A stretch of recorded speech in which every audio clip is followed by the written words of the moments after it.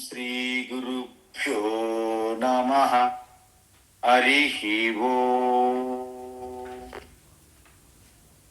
వసుదేవసుతం దేవం కంసచానూరమర్దనం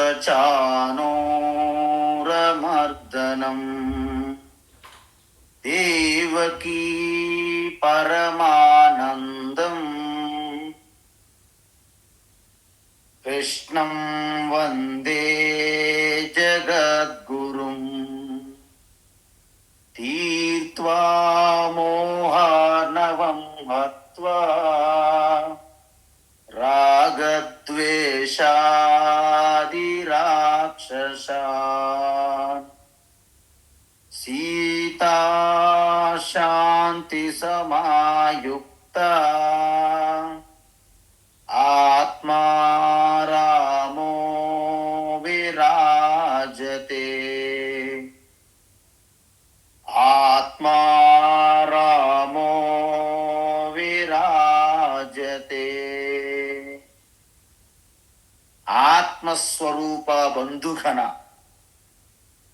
మనం భగవద్గీత 11వ అధ్యాయం విశ్వరూప సందర్శన యోగం చూస్తున్నాము. మీకు ముందే చెప్పాను, విశ్వరూపం అనేది అప్పటికప్పుడు వచ్చిపోయేది కాదు. మన చుట్టూ ఉన్న విశ్వమే శరీరంగా కలిగినటువంటి ఈశ్వరుడునే విశ్వరూప ఈశ్వర అంటారు. అయితే మనం ఇప్పుడు ఆ విశ్వరూపాన్ని ఎప్రిషియేట్ చేయలేకపోతాను, అంగీకరించలేకపోతాను. ఎందుకు? మన మనస్సు సిద్ధంగా లేదు. శ్రవణ మనన నిధిధ్యాసనము ద్వారా అత్యంత కర్మయోగ నిష్ట తర్వాత జ్ఞానయోగములో ప్రవేశించి మనస్సును విస్తారంగా విశాలమైన దృక్పథంతో దృష్టితో అణువణువు ఈశ్వర స్వరూపంగా దర్శించినటువంటి మనస్సుకి విశ్వరూప దర్శనం కలుగుతుంది. అర్జునునికి అది కలగకపోయినప్పటికీ మహాయోగీశ్వర ఆ గురువు ఆశీర్వాదముతో ఆయన సమక్షంలో తాత్కాలికంగా ఆ మనస్సు ఆ స్థితిని పొందినది. దానినే దివ్య చక్షు లేదా దివ్య నేత్రము అంటారు. కాబట్టి అర్జునుడు అది చూసిన వెంటనే ఆశ్చర్యానికి లోనయ్యాడు. తర్వాత భయకంపితుడయ్యాడు. ఇప్పుడు 3వ దశ మీకు చెప్పాను ఆల్రెడీ. ఇప్పుడు ఇక హెల్ప్లెస్నెస్ అంటే ఇంకా ఆయనకి ఏమీ చేతిలో ఏమి లేదు. అందువలన ఆ ఈశ్వరుణ్ణి శరణాగతి వేడుకుంటాడు. అయితే నిన్న మనం ఏం చూసాము స్వామీజీ? కృష్ణ పరమాత్మ యొక్క ఉపదేశం యొక్క సారాంశం ఏమిటంటే, ఏ అర్జున, నువ్వు నిమిత్త మాత్రం భవ అన్నారు. అంటే నీకు స్వేచ్ఛ ఉన్నది. ఏంటి ఆ స్వేచ్ఛ? నీ స్వభావం రాగద్వేషాలకు అనుగుణంగా నువ్వు ప్రవర్తిస్తావా? అది ఒక చాయిస్. నీకు స్వేచ్ఛ ఉంది. లేక ఈ సృష్టి అంతా కూడా కొన్ని ధర్మసూత్రములు కర్మసూత్రములపై నడుస్తుంది. అంటే స్వామి దయానంద సరస్వతి అంటారు, ఈశ్వర అంటే ఇట్స్ ఆర్డర్ ఆఫ్ రియాలిటీ. అంటే ఈ క్రియేషన్ అంతా కూడా కొన్ని నియమాలు సూత్రాలతో నడుస్తుంది కదా, ఆ నియమాలు సూత్రాలే ఈశ్వర, ఆ భగవంతుడు అంటారు. అందువలన నువ్వు రాగద్వేషాలకు లొంగకుండా ధర్మాన్ని పాటించు. ధర్మాన్ని పాటించినట్లయితే ఈశ్వరు యొక్క ఇచ్ఛ పాటించినట్టు అవుతుంది. అందువలన ఇప్పుడు మన యొక్క ఇష్టము, మన స్వేచ్ఛ ఈశ్వరుని యొక్క ఇష్టముతో కలిసిందనుకోండి, అప్పుడు 2 చేతులు కలుస్తున్నాయి. అందువలన భగవంతుని చూపిన మార్గంలో మనం నడవడం వలన మనం ధర్మాన్ని పాటించిన వాళ్ళం అవుతాం. మనము కీలుబొమ్మలం కాదు. మనం సరైన మార్గంలో ప్రయాణిస్తున్నాం. అప్పుడు మనకున్నటువంటి స్వేచ్ఛను సరిగ్గా ఉపయోగించుకోవడంలో మనము ఈశ్వరునిది మనది ఒకటే మార్గం అవుతుంది అంతే. ఒకవేళ ఈ ధర్మాన్ని పాటించకుండా మీ రాగద్వేషాలు వాటి మీద మీరు ప్రయాణించారనుకోండి, మీ పతనం తప్పదు. ఎందుకు? రావణాసురుడు, దుర్యోధనుడు, కంసుడు, శిశుపాలుడు వీళ్ళందరూ ఏమైంది? వీళ్ళు రాగద్వేషాలకు అనుకూలంగా ప్రవర్తించారు. ఈశ్వరుని యొక్క, భగవంతుని యొక్క ధర్మ మార్గం అనుసరించలేదు వాళ్ళు. అందువలన ఇక్కడ అర్జునుడు నాకు ధర్మము అధర్మము తెలియడం లేదు కాబట్టి కృష్ణ నీవే చెప్పు అని కాలు పట్టుకొని ప్రాధేయపడ్డాడు అర్జునుడు ఇక్కడ. అందువలన అర్జునుడు ఎందుకైతే శిష్యుడిగా మారినంత వరకు కృష్ణ పరమాత్మ ఏం చెప్పలేదు. ఎందుకంటే ఆయన సిద్ధంగా లేనప్పుడు చెప్తే దుర్యోధనుడి వలె వెనక్కి వచ్చి తగులుతాయి. మనం ఎలాగైతే ఒక బంతిని గోడకేసి కొడితే అంతే వేగంతో ఇంకెక్కువ వేగంతో మనకు వచ్చి తగులుతుంది. అందుకే భగవాన్ ఎంతో వెయిట్ చేశారంట అర్జునుడి నుంచి రావాలి అని. అందువలన రాగద్వేషములకు లోను కాకుండా ధర్మాన్ని ఆచరించు. అందువలన ఎప్పుడైతే ధర్మ పదములో నడిస్తే కర్మయోగాన్ని భక్తిని కలగలిపినట్టు అవుతుంది. మీకు తెలుసా కర్మయోగం అంటే ఏంటంటే ధర్మాన్ని పాటించి భక్తిలో మునిగి తేలడమే కర్మయోగం. చెప్పాం కదా, మనం ఏది చేసినా ఈశ్వరునికి సమర్పించి చేసుకోమన్నాం. దాని అర్థం ఏమిటి అంటే మనము కర్తవ్యాన్ని నిర్వర్తించేటప్పుడు 100% మన చేతిలో ఉంది. కర్మని ఏవ అధికారం అస్తి. అది అయిపోయిన తర్వాత ఫలితం మీద మనకు అధికారం లేదు. 100% ఈశ్వరుని చేతిలో ఉంది అని మనం భావించాలి. చూసారా, ఆ విధంగా చేయడమే నిమిత్త మాత్రం భవ అని భగవాన్ యొక్క ఉద్దేశం. అందువలన మనము మన కర్తవ్యాన్ని నిర్వర్తించడానికి మనకంటూ ఒక స్వేచ్ఛ ఉంది. కారు నడపడానికి డ్రైవర్కి స్వేచ్ఛ ఉంది. ఏమిటి? చాలా భద్రంగా నడిపి ఇంటి గమ్యాన్ని చేరుకుంటావా, విచ్చలవిడిగా నడిపి ఎక్కడో యాక్సిడెంట్లోనే పెడతావా కారుని? డ్రైవర్ చేతిలో ఉంటుంది. అందువలన ధర్మ మార్గంగా నియమాలు పాటిస్తే క్షేమము, యోగము క్షేమము. నియమాలు పాటించకుండా వెళ్తే పతనము తప్పదు. ఇది అందుకే నిమిత్త మాత్రం భవ సద్య సాచిల్ అనేది మనకు అర్థం కావాలి. ఇప్పుడు భగవాన్ ఏమంటున్నాడంటే ఇక లాస్ట్ తన యొక్క ఆన్సర్ చేశారు కదా, ఈ ఆన్సర్ చేయడంలో భగవాను లాస్ట్గా మరొక మాట చెప్తున్నారు. ఏంటంటే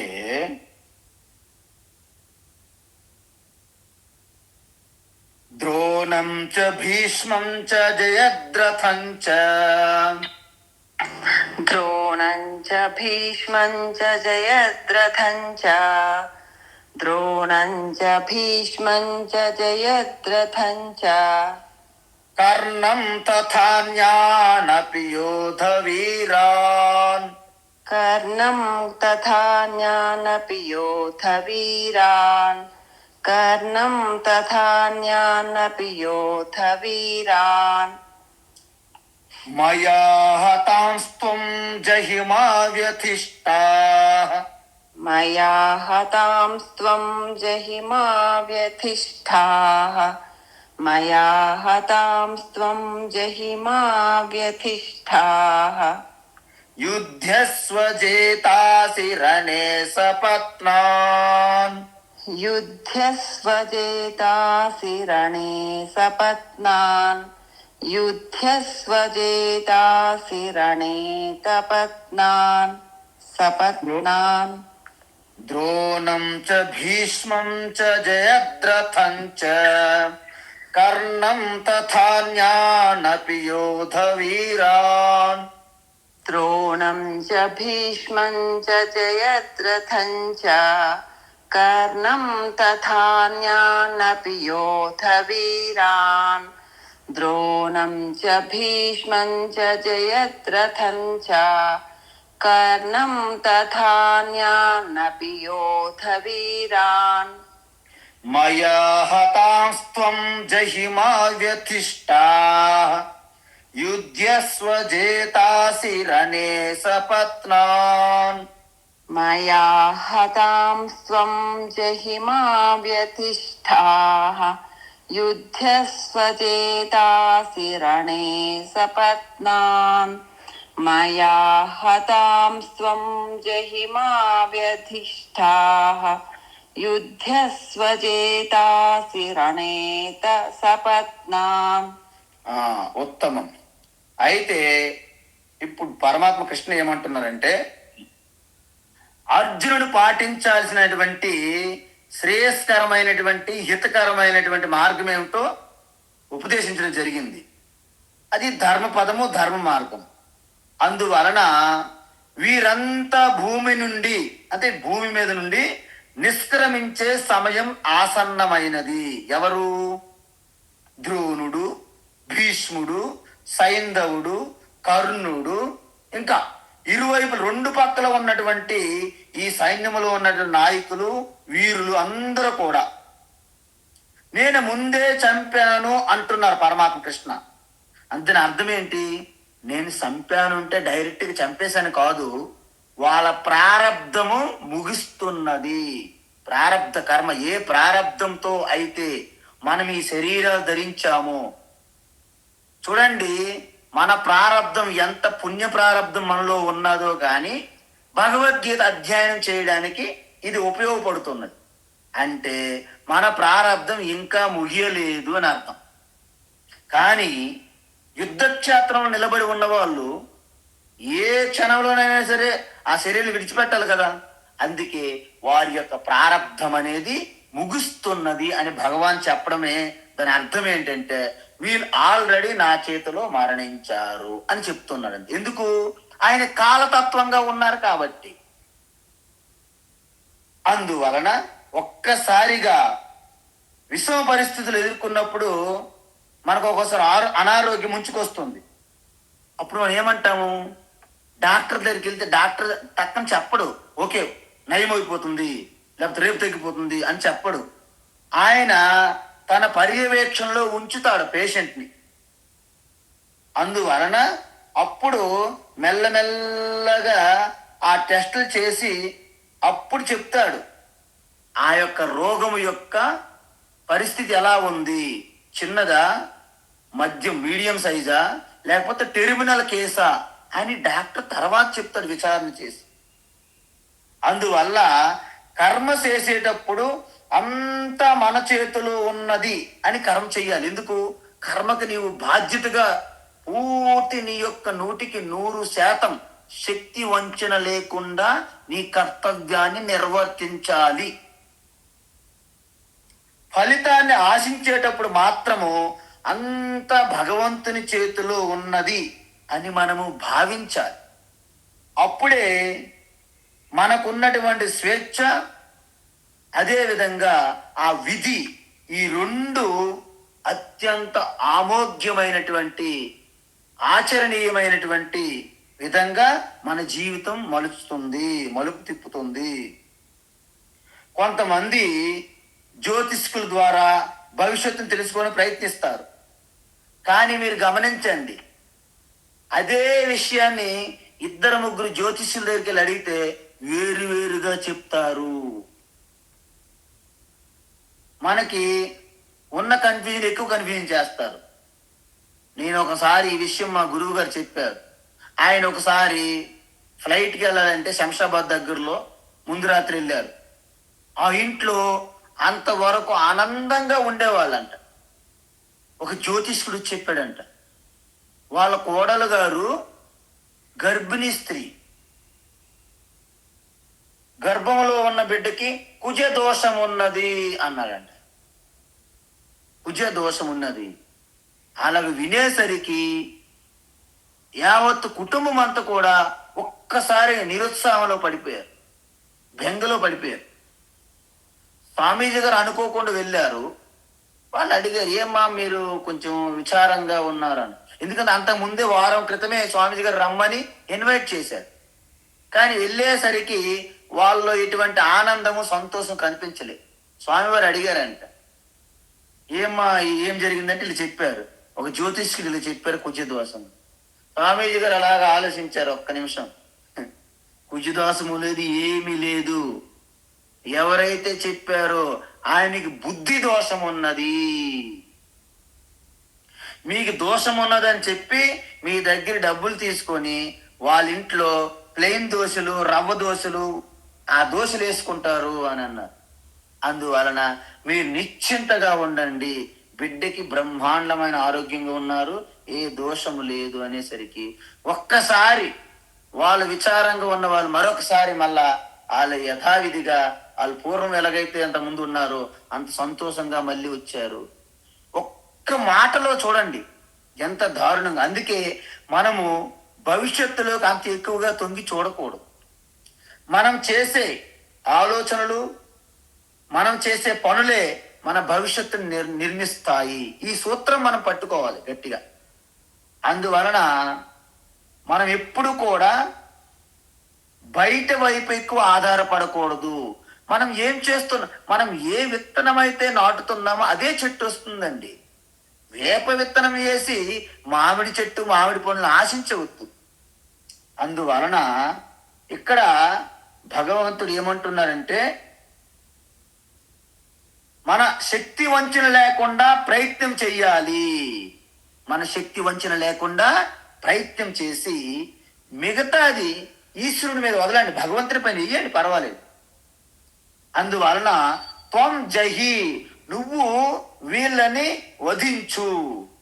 చూసారా, మనం ఒక్కొక్కసారి కనిపిస్తే కాల్చివేయండి అని షూటింగ్ ఆర్డర్ ఇస్తారు. ఒక్కొక్కసారి జడ్జి షూట్ ఆర్డర్ ఇచ్చారనుకోండి, ఆయనకి ఎన్కౌంటర్ చేయడమే. ఎందుకు ఏమిటి అని ప్రశ్నించరు, ఇంకా ఇన్వెస్టిగేషన్ ఏమి ఉండదు, షూట్ ఆర్డర్ ఇచ్చేస్తారు ఒక్కొక్కసారి. ఎందుకంటే అన్యం పుణ్యం ఎరగని బాలబాలికలకి రేపులు, అనేకమైన మానభంగ అత్యాచారాలు చేస్తున్నారు, మర్డర్లు చేస్తున్నారు, అత్యంత ఘోరమైనటువంటి ఎక్కడికక్కడ విస్ఫోటనాలు, బాంబులు పెడుతున్నారు, ఈ టెర్రరిస్ట్ ఉగ్రవాద యాక్టివిటీస్ చేస్తున్నారు. ఇలాంటి చేసే వాళ్ళకి ఇంకా విచారణ, డబ్బులు ఎందుకు వృధా చేయడం అండి, కాలం ఎందుకు ఇంకా వృధా చేయడం. ఒక్కొక్కసారి అలాంటి వాళ్ళకి జడ్జిలు ఏం చేస్తారంటే షూట్ ఆర్డర్ ఇస్తారనమాట. అందువలన దుర్యోధనుడు వారి యొక్క సైన్యములో ఉన్న వాళ్ళు, వాళ్ళ అన్నదమ్ములు చేసే అఘాత్యాలు ఇంత అంత కాదు, వాళ్ళు ఆటతాయునులు అన్నారు. ముందు స్టార్టింగ్ లోనే అన్నాడు అర్జునుడు. అంటే ఏంటి, ఎదుటి వారి యొక్క భార్యను ఆక్రమించుకోవడం, స్వాధీనం చేసుకోవడం, వాళ్ళ సంపదను స్వాధీనం చేసుకోవడము, వాళ్ళకి అన్నంలో విషం పెట్టడము, వాళ్ళు ఉన్నటువంటి ఇంటిని అగ్గి పెట్టడము, ఇవన్నీ కూడా ఆతతాయునులు. అంటే వాళ్ళకు షూట్ ఆర్డర్ ఇవ్వాల్సినటువంటి అంత నేరాలు, ఘోరాలు చేశారు. కాబట్టి కృష్ణ పరమాత్మ ఒక జడ్జి లాగా అర్జునుడికి షూట్ ఆర్డర్ ఇచ్చారు వాళ్ళ కోసం. అందువలన కనబడితే కాల్చివేయి అన్నట్లుగా అర్జున వేసే చంపే అంటున్నాడు కృష్ణ పరమాత్మ. ఎవరిని ఇంతకి ఎవరిని చంపాలి? ద్రోణం, భీష్మం చ జయద్రథం చ. ద్రోణుడు, భీష్ముడు, సైంధవుడు, కర్ణుడు, వీళ్ళందరినీ చంపే అంటున్నాడు కృష్ణ పరమాత్మ. కృష్ణ పరమాత్మ కూడా వీరంటే అభిమానమే. మీరు అనుకుంటున్నారు అర్జునుడికి ఒక్కడే చుట్టాలు కాదండి. అర్జునుడికి ఎవరెవరైతే బంధువులు, చుట్టాలో వాళ్ళందరూ కూడా కృష్ణ పరమాత్మ కూడా బంధువులే. ఎందుకంటే వాళ్ళంతా ఒకటే కుటుంబాలు. కాబట్టి అర్జునుడు కూడా ఆత్మీయులే. కానీ ఆత్మీయులు అయినప్పటికీ వాళ్ళు చేసే దురాఘాతాలు బట్టే వాళ్ళకి శిక్ష ఉంటుంది. మరి కంసుడు ఏమైనా పరాయివాడా? సొంత మేనమాం కదా, మరి ఎందుకు చంపాడండి? అతను అధర్మానికి ఒక అంబాసిడర్ గా నిలబడ్డాడు కంసుడు.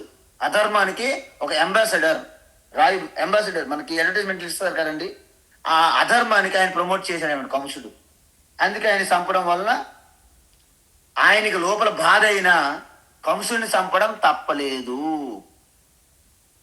కర్ణంచ, కర్ణుడిని కూడా చంపాలి. ఎందుకు? కర్ణుని చంపడం వలన అర్జునుడికి పెద్ద దుఃఖం లేదు. ఎందుకంటే కర్ణుడు అనేవాడు అత్యంత శత్రువుగా చూస్తున్నాడు అర్జునుడు. అదేవిధంగా అన్యానకి, ఇతర వీరులందరినీ కూడా నువ్వు చంపాల్సిందే అంటున్నారు. ఎందుకు? వారిలో పాండవ యోధులు కూడా ఉన్నారు. ఏమన్నారు? ప్రత్యనీకేషు యోధా అన్నారు. అంటే రెండు వైపులు ఉన్న వాళ్ళందరూ కూడా మరణిస్తారు ఇక్కడ. కానీ తప్పదు. ఎందుకు?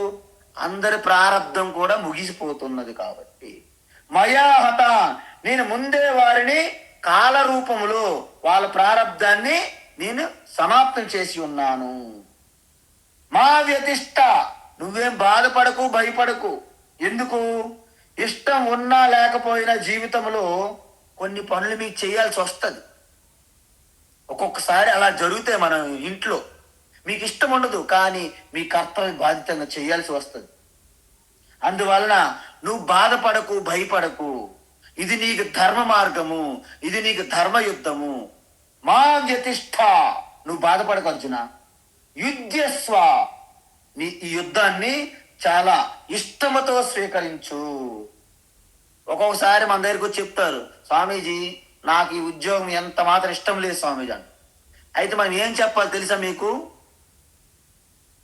ఇష్టము కలిగే విధంగా, ప్రేమ కలిగే విధంగా మీరు ప్రాక్టీస్, అభ్యాసం చేయాల్సిందే. ఇష్టం లేని ఉద్యోగం చేయడం కంటే ఇష్టపడి చేయడానికి ప్రయత్నించాలి మనం. అదే మన ప్రయత్నం, అదే మన తపస్సు. కాబట్టి అప్పుడేమంటున్నారంటే, నువ్వు తప్పకుండా ఇష్టపడే ప్రేమతోనే యుద్ధం చెయ్యి. ఎందుకంటే ఇది నీకు క్షత్రియ ధర్మము. ఈ క్షత్రియ ధర్మాన్ని నువ్వు పాటించాలి, ఈ ధర్మాన్ని నువ్వు రక్షించాలి. జేతాసిరనే సపత్నా, నువ్వు ఖచ్చితంగా వీళ్ళపైన విజయం సాధిస్తావు. జేతాసి రనే యుద్ధములో, సపత్నాన్ అంటే శత్రువులు. ఈ శత్రువులని ఈ యుద్ధంలో నువ్వు విజయం సాధిస్తావు వీళ్ళపైన. ఎందుకు అంటున్నాడు అంటే 2వ అధ్యాయంలో 6వ శ్లోకములో అర్జునుడికి సందేహం వచ్చింది.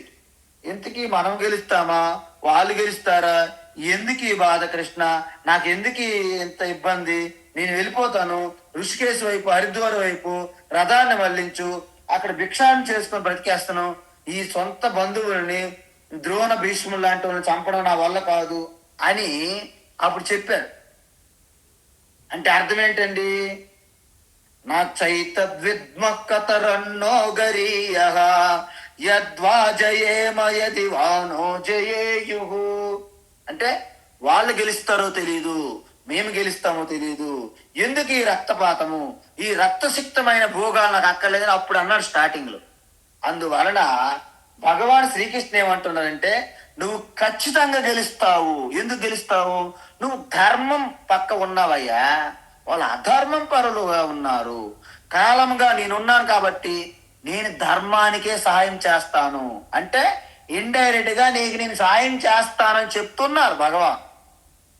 అందుకే ఇక్కడ యతో ధర్మ తతో విజయ అనడానికి కారణం ఇది.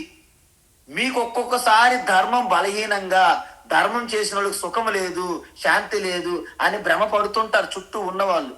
నేను భక్తి చేస్తున్నాను, పూజిస్తున్నాను, ఏంటి దేవుడు ఎక్కడున్నాడు, నాకు ఇబ్బందులు. వాళ్ళు చూడండి విచ్చల విడిగా అన్యాయం చేస్తున్నారు, అవినీతి చేస్తున్నారు, వాళ్ళు ఆనందంగా సుఖంగా ఉన్నారు అని మనం భ్రమపడుతుంటాం. ధర్మం మీకు పరీక్ష, అది ఒక తపస్సు, ఎట్టి పరిస్థితులు వదలకూడదు. 6 పిల్లలను కూడా కంసుడు అలాగా చంపేస్తుంటే దేవకీ వసుదేవులు ఆ యొక్క దృఢ సంకల్పంతో అలాగ భరించి భరించి నిలబడ్డారు. అప్పుడే ధర్మం కోసము కృష్ణ బలరాములు లాంటి మళ్ళీ పుట్టారు. అదేవిధంగా ద్రౌపది, కుంతి వాళ్ళు చేసినటువంటి ఆ యొక్క తితీక్ష, వాళ్ళ తపస్సు, వాళ్ళ ధైర్యం ధర్మం కోసం వాళ్ళు నిలబడే విధానము మనందరికీ ప్రేరణ కలిగించాలి. ప్రతి తల్లికి ప్రేరణ కావాలి కుంతీదేవి. అందువలన ఎటువైపు ధర్మం ఉంటే అటువైపు నేనుంటాను. నేనంటే ఎవరు? భగవంతుడు ఉంటారు కాబట్టి ఖచ్చితంగా నువ్వే గెలుస్తావు. ఎందుకంటే నువ్వు ధర్మ మార్గంలో ఉన్నావు, ధర్మం వైపు ఉన్నావు. అధర్మం వెనక ఓడిపోతుంది. ఎందుకు? నాకే వాళ్ళ శత్రువులు, నేను నీకు మిత్రుణ్ణి అని భగవాన్ మాట ఇచ్చాడమ్మా. ఇప్పుడు అసలైనటువంటి ఇప్పుడు జరుగుతుంది ఏంటంటే, ఇద్దరు కూడా ఇప్పుడు కాస్త గ్యాప్ సైలెంట్ అయ్యారు. అప్పుడు ఏం చేస్తున్నాడు సంజయుడు చెప్తున్నాడు కామెంటరీ, రన్నింగ్ కామెంటరీ.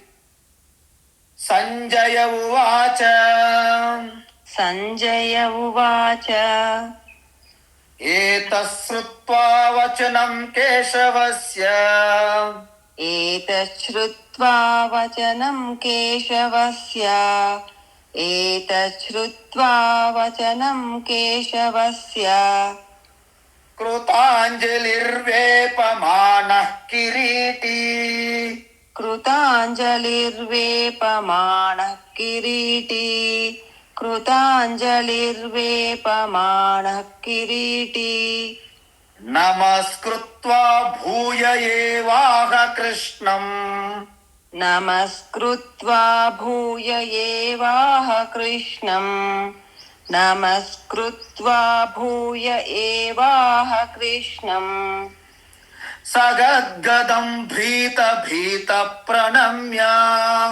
సగద్గదం భీత ప్రణమ్య సగద్గదం భీత ప్రణమ్య ఏతశ్రుత్వా వచనం కేశవస్య కృతాంజలిర్వేపమానః కిరీటీ ఏతశ్రుత్వా వచనం కేశవస్య కృతాంజలిర్వేపమానః కిరీటీ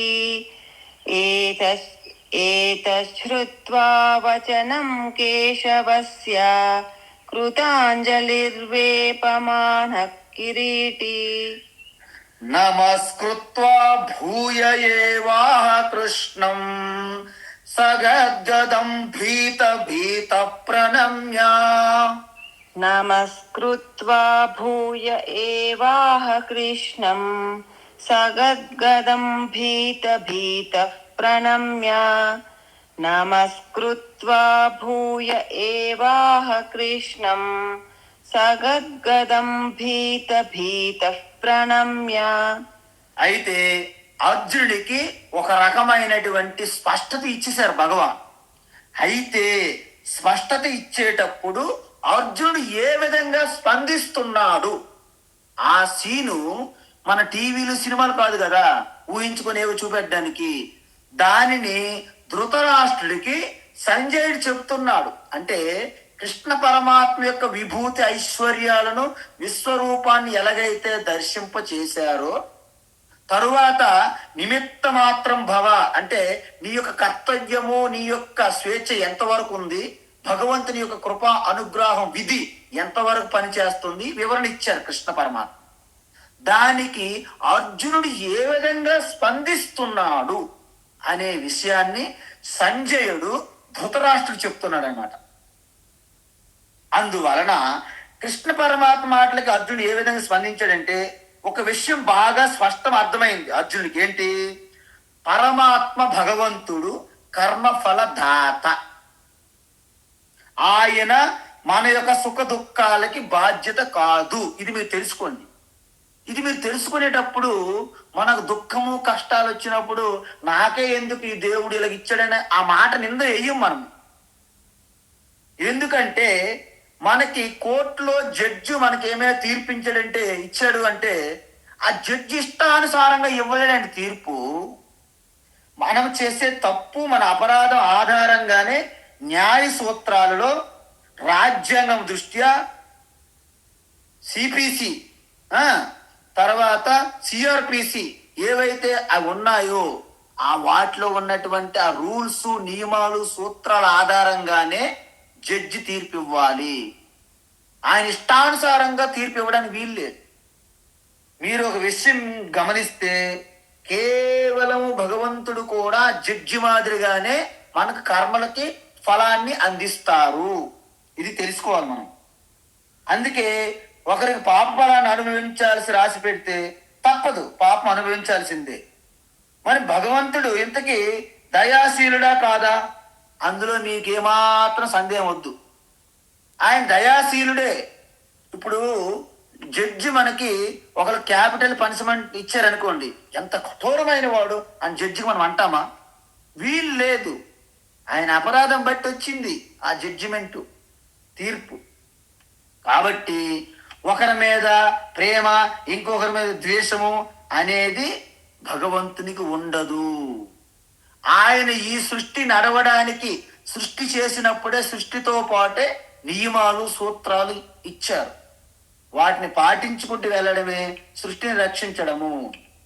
మనం ఒక్కొక్కసారి మనం ఏం కోరుకుంటామంటే, జనం ఎక్కువ మంది ఆ కాలంలో వర్షం రావాలని కోరుకుంటారు. కానీ కొంతమంది వర్షం ఆగిపో, ఏ వర్షమా ఆగిపో, in the name of god I order command you don't come అని కొంతమంది డ్రామాలు వేస్తుంటారు వేదికల మీద. వర్షాన్ని ఆపేస్తున్నాడు దైవదూత. బ్రదర్ ఎవరో 420 సంథింగ్, ఎవరో 420 840 ఉంటారు కొంతమంది. వాళ్ళు వర్షాలను కూడా ఆపేస్తుంటారు.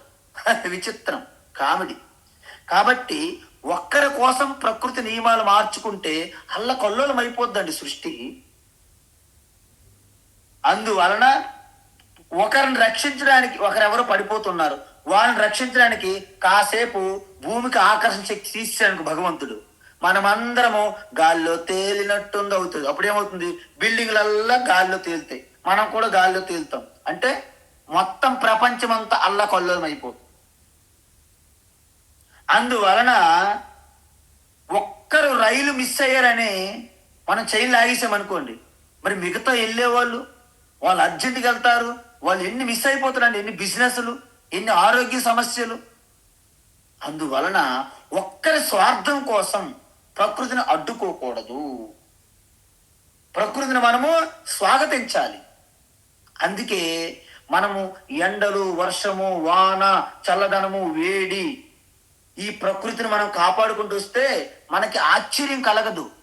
కానీ ప్రకృతిని మనము ఇష్టానుసారంగా విచ్చలవిడిగా వాడేసుకోవడం వలన ఈ యొక్క పచ్చదనం పూర్తి కనుమరుగైపోయి ఈ యొక్క యాంత్రిక యుగములో కాలుష్యంతో అనేక రోగాలు తెచ్చుకుంటున్నాం, ప్రకృతిని నాశనం చేస్తున్నాం. అందుకే భయంకరమైనటువంటి వ్యాధులు వస్తున్నాయి. దేనికి వస్తున్నాయి? ప్రకృతి అంతటా మళ్ళీ సెటరైట్ చేయడానికే. మనకు రోగం ఎందుకు వస్తుంది? మనము జంక్ ఫుడ్, గడ్డి కాదరా, మనము ఇలాగా ఈ నూనెలు, కారములు, సాల్ట్లు బాగా తినేస్తున్నాం. టైం తప్పిన తిల్లు, టైం తప్పిన నిద్ర, ఇవన్నీ అనారోగ్యానికి కారణం. వాటిని సెటరైట్ చేయడానికి మనలో నుండే ఒక వ్యాధి నిరోధక శక్తిలాగా అది పని చేయాలంటే మనకి రోగాలు వచ్చి మళ్ళీ బ్యాలెన్స్ చేస్తుంది మన యొక్క సిస్టమ్. ఇమ్యూన్ సిస్టమ్ అంటారు. ఒక శరీరం కోసం ఎలాగైతే సిస్టమ్ జరుగుతుందో అదే జగత్తంతా ఈశ్వరుని యొక్క శరీరము, భగవంతుని యొక్క శరీరము. అందువల్ల కష్టాల్లో మనము ఉన్నప్పుడు మనము బాధపడకుండా, భయపడకుండా మనం ఒకటి గుర్తించాలి. ఏంటి?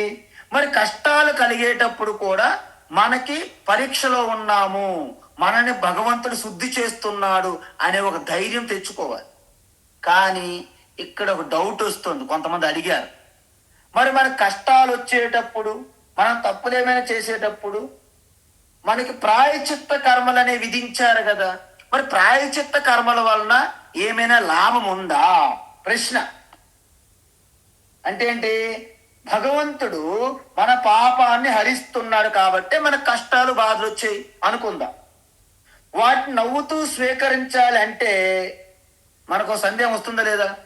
మరి నేను చేస్తున్న ప్రాయశ్చిత్త కర్మలు, పూజలు, యజ్ఞాలు, యాగాలు, నా తపస్సు, వాటి సంగతి ఏమిటి? మీరు ఒకటి విషయం గమనించాలి.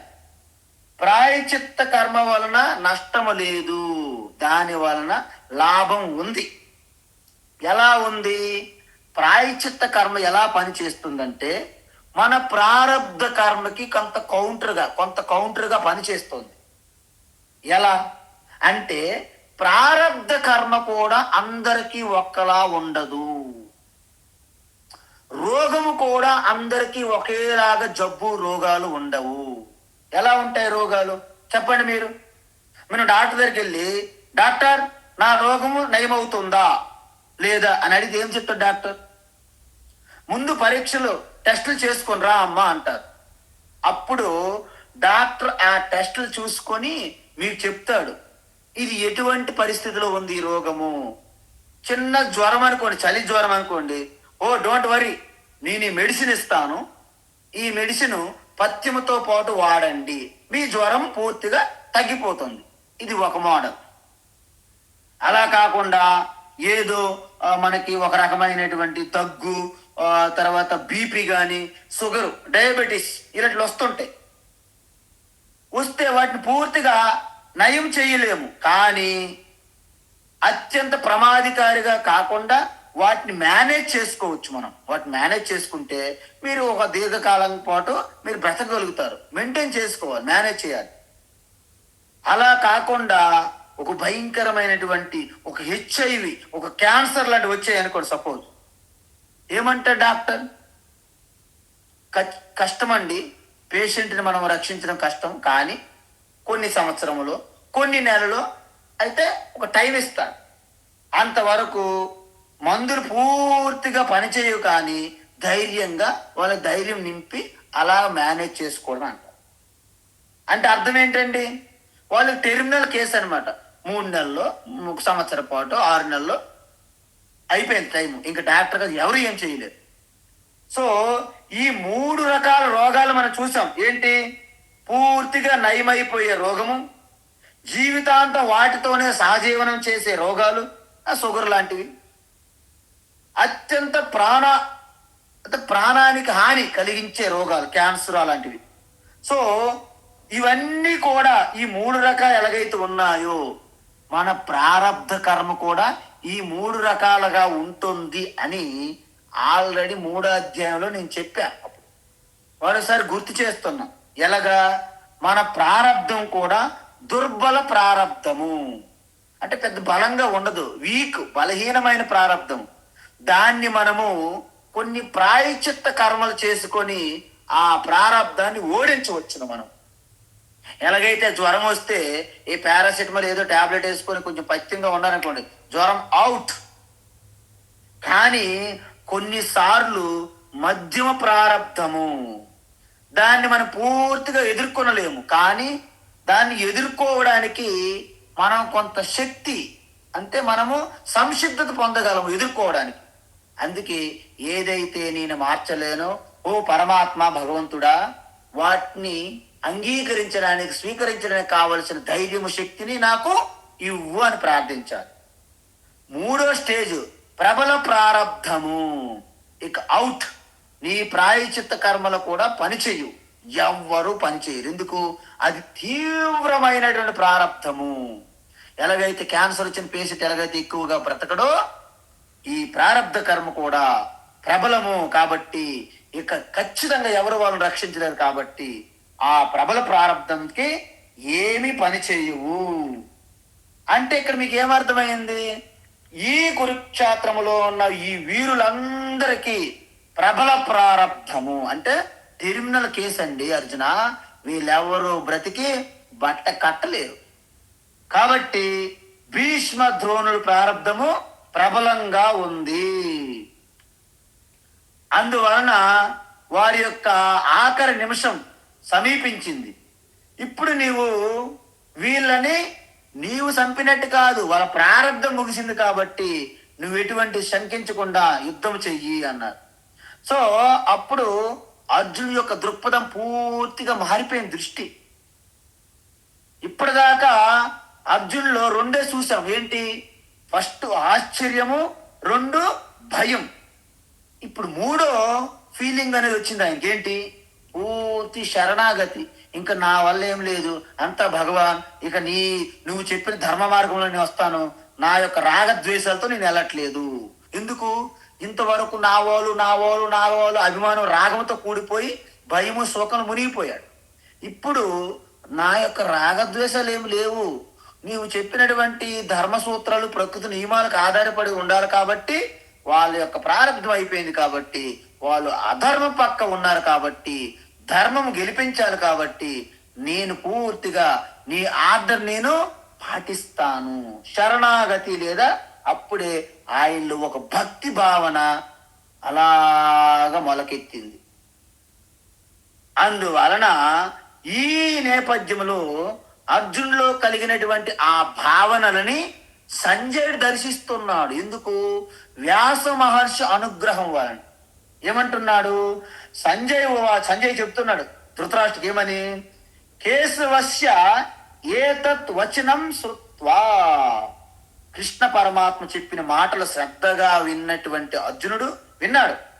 అర్జునుడికి ఈ యొక్క సృష్టి యొక్క నియమాలు, ఈ కర్మసూత్రాలు, ధర్మసూత్రాలు బాగా అర్థమయ్యాయి. అప్పుడు భగవంతుడు కర్మ ఫలాల్ని దయా హృదయంతోనో పక్షపాత వైఖరితోనో ఇవ్వడం లేదు. అది మనం ఏం చేసుకున్నామో, ఎంత చేసుకున్న వారికి అంత అంటారు మన వాళ్ళు. అందువలన సమోహం సర్వభూతేషు నమే ద్వేష్యోస్తి న ప్రియ. 9వ అధ్యాయంలో చూసాం మనం. నేను సకల ప్రాణుల్లో అందరికీ సమానంగా ఉంటాను. ఎవరిపైన ద్వేషం గాని, ఎవరిపైన ప్రియం గాని ఏమి ఉండవు. అందరికీ సమానం, సమత్వంగా ఉంటానని చెప్పారు. అందువలన వేపమాన కిరీటి. అర్జునుడు ఏం చేస్తున్నాడు? వణికిపోతున్నాడు. ఎందుకంటే తన జీవితంలో ఎప్పుడు ఊహించలేదనమాట కృష్ణ పరమాత్మ యొక్క ఆ యొక్క సర్వవ్యాపి చైతన్య పరమాత్మ తత్వాన్ని, విశ్వరూపాన్ని ఎప్పుడు ఊహించలేదు. కాబట్టి వేపమాన గజగజ గజగజ గజగజ గజగజ వణుకుతున్నాడు అర్జునుడు. కిరీటి అంటే అర్జున. అందువలన అర్జునుడు ఎప్పుడైతే వణికిపోతున్నాడో కనీసం ఆయనకి కొన్ని మాటలు చెప్పాలనుకున్నా సరిగ్గా చెప్పలేకపోతున్నాడు. ఎలాగా? కృతాంజలి, అంజలి ఘటిస్తున్నాడు. ఇప్పుడు 2 చేతులు దగ్గర పెట్టుకొని ఇక శరీరం నమస్కారం ద్వారా ఎలాగైతే ప్రకటిస్తామో మనము సాష్టాంగ దండ ప్రమాణం చేయమంటాం. సాష్టాంగ ప్రమాణం చేయి, సాష్టాంగ ప్రణామం. ఈ ప్రణామం కూడా అనేక రకాలు ఉంటాయి. సాష్టాంగ అంటే 8 అంగాలు భూమిని తాకాలి. దాన్ని సాష్టాంగ దండవత్ ప్రమాణము అంటే ప్రణామాలు.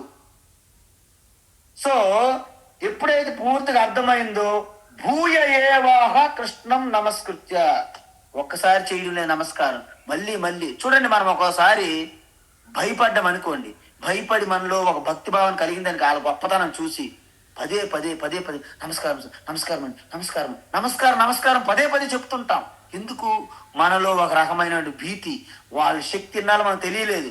ఇప్పుడు అపారమైన శక్తి గుర్తించిన తర్వాత మనలో ఒక రకమైనటువంటి భయముతో కలిగిన భక్తితో వచ్చినటువంటి ఈ నమస్కారం ఉన్న చూడండి, పదే చేస్తామన్నమాట. భూయ మళ్ళీ భీత ప్రణమ్య అంటే భయముతో వణికిపోతున్నాడు అన్నమాట అర్జునుడు. అంటే నిలబడలేక ఇలాగ వణికిపోతూ పదే నమస్కారము ఇలాగ అంజలి ఘటిస్తున్నాడు అర్జునుడు.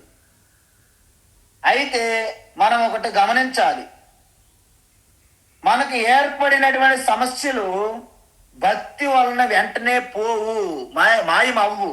కానీ వాటికి అంగీకరించే శక్తి మనలో కలుగుతుంది అన్నమాట. అందువలన ఏ కర్మ వలనైతే, ఏ ప్రారంధ కర్మతో అయితే శరీరం పొందామో అది పూర్తిగా ఖర్చు అయినప్పుడే ఈ శరీరం పోతుంది. అందువల్ల మీరు హఠాత్తుగా ఈ ప్రారంధ కర్మను ఎవ్వరూ తగ్గించలేరు, పెంచలేరు. కానీ దాన్ని మనము ఎదుర్కొనే శక్తిని మాత్రం మనం పొందగలం. దాన్నే భక్తి అంటారు. సో భక్తి మూలంగా మీకేమొస్తుంది? ఎటువంటి సమస్యనని ఎదుర్కొనేందుకు శక్తి వస్తుంది. అందుకే సగద్గదం అంటే గద్గద అంటే మన మాటల్లో గద్గద స్వరం అంటారు. మాటలు రావు సరిగ్గా. ఈ విషయాన్ని ఎప్పుడైతే అర్జునుడు అనంతమైనటువంటి శక్తి ఆ స్వరూపాన్ని చూసి ఆ యొక్క సృష్టి రహస్యం తెలుసుకున్నప్పటికీ అర్జునుడు గద్గద స్వరంతో మాట్లాడుతున్నాడు. అంటే ఫ్రీగా ఈ దవడలు, ఈ యొక్క పెదవులు, ఈ దంతములు గజ గజ గజ వణుకుతున్నాయి. భయంతో భీతిల్లిపోయాడు కాబట్టి అంజలిని ఘటిస్తున్నాడు. చెయ్యిలు ఒదుగుతున్నాయి, శరీరం వణుకుతున్నాడు. మాటల్లో కూడా గద్గద స్వరం వచ్చింది అనమాట. ఎందుకంటే అంత స్టాండర్డ్ గా ధృతిగా లేడు.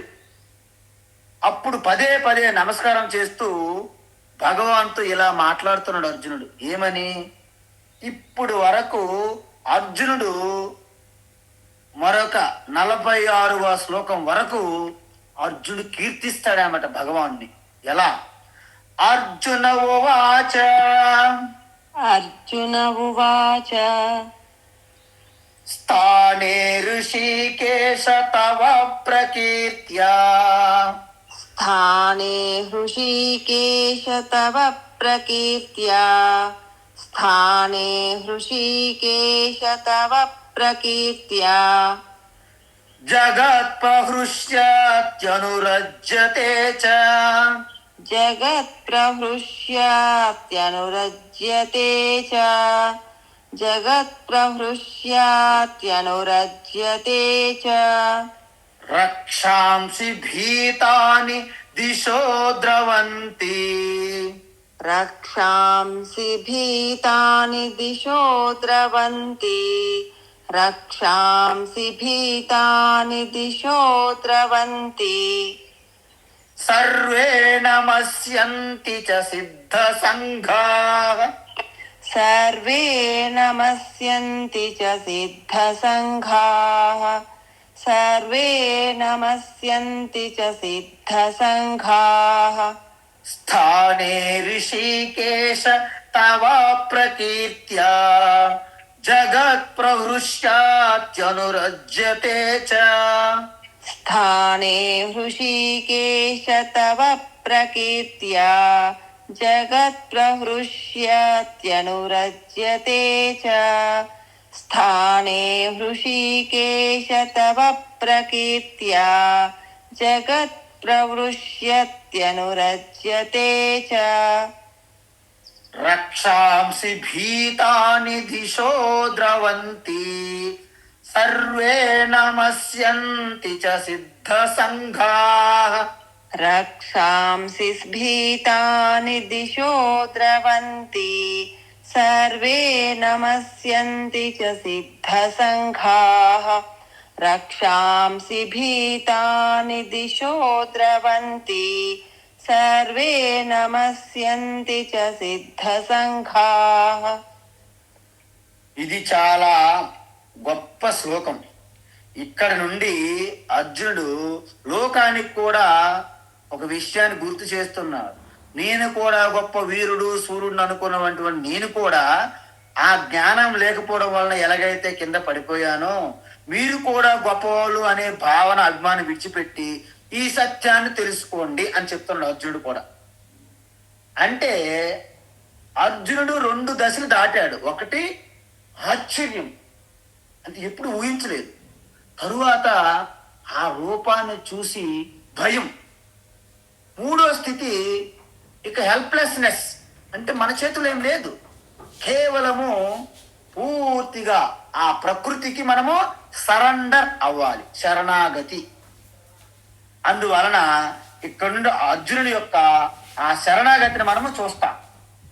నిజానికి విశ్వరూప దర్శనం చేయగలిగితేనే నిర్గుణ బ్రహ్మకి ఎవరైనా తెలుసుకుంటారు. అందుకే భగవద్గీత ఎందుకు ఇంత గొప్పగా, ఈ ప్రపంచ సృష్టిలోనే భగవద్గీత ఎందుకు గొప్పదనిపించిందంటే, ఎవరైనా సరే ఎటువంటి రూపము లేని నిర్గుణ స్వరూప ఈశ్వరుని మీరు దర్శించాలనుకుంటే ఈ విశ్వరూపనంతటిని మనము ఒక్కసారి దర్శించగలగాలి. అంటే యావత్తు జగత్తంతా కూడా ఈశ్వరుని స్వరూపంగా మనం ఏ రోజైతే దర్శిస్తామో అప్పుడే అదృశ్యమైనటువంటి రూపము లేనటువంటి, గుణము లేనటువంటి ఆ ఈశ్వరుని మీరు సాక్షాత్కరించుకోగలుగుతారు. ఉపనిషత్తులు కూడా అదే చెప్తుంది. ఫస్ట్ మీరు ఉపాసన చెయ్యాలి, యోగం చేసిన వాళ్ళే ఆ జీవ బ్రహ్మ ఐక్యాన్ని అర్థం చేసుకుంటారు. లేకపోతే వీళ్ళు మాయావాదులు, వీళ్ళు మిథ్యావాదులు అని షటారికల్ గా వేదికల మీద మాటలు వాగేస్తుంటాం. వీళ్ళు తక్కువ వయసులో చెప్పారు కాబట్టి వీళ్ళకి తెలియదు. వీళ్ళేమో ఆ వీళ్ళు భక్తికి ఆధారం చెయ్యరు, వీళ్ళకి భక్తి తెలియదు, వీళ్ళకి ఆ యొక్క జగత్కర్త నారాయణ గురించి తెలియదు అని వెటకారంగా మాట్లాడతామే తప్ప యథార్థాన్ని మనం గ్రహించినట్లయితే ఈ జగత్తంతా కూడా నారాయణ స్వరూపం అని ఏ రోజైతే మీరు దర్శిస్తారో అప్పుడే అంతః బైహి బయట లోపల కూడా వ్యాప్య తత్సర్వం వ్యాప్య నారాయణ స్థిత అని మీకు దర్శనం కలుగుతుంది, ఆ భాగ్యం. అందువలన ఎప్పుడైతే ఒక్కసారిగా ఈ విశ్వమంతా కూడా పరమాత్మని గ్రహించడం ఒక పద్ధతి, అది ముందు సెమీఫైనల్ అంటారు దీన్ని.